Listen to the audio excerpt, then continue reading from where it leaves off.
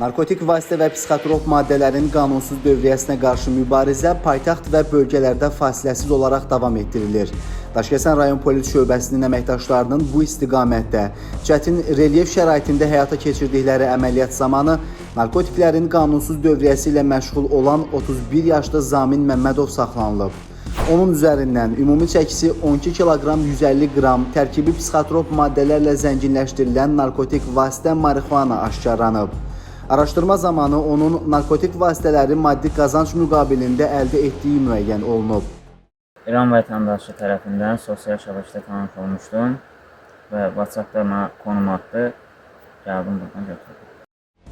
Faktla bağlı cinayət işi başlanılıb. Zamin Məmmədov barəsində məhkəmənin qərarı ilə həbs qəti imkan tədbiri seçilib. Saxlanılan şəxsin daxil olduğu narkoşəbəkənin digər üzvlərinin də ifşa olunması istiqamətində tədbirlər davam etdirilir.